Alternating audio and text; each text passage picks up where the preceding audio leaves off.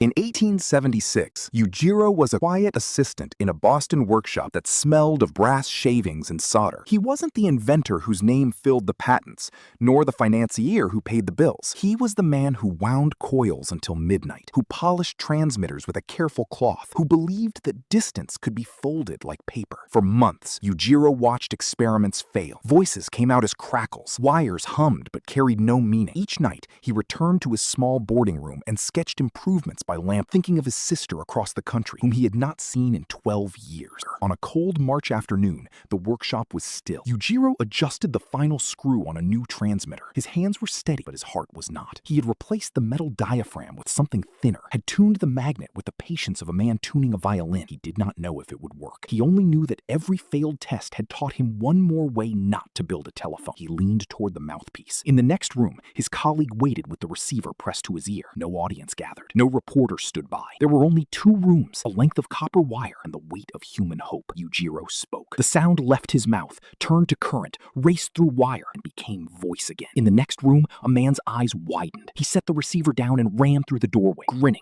unable to contain what had just happened. They did not celebrate with speeches. Yujiro simply exhaled and looked at his hands. The same hands that had written letters that took months to arrive. For the first time, a human voice had traveled instantly beyond the reach of a shout. News would later call it a miracle of science.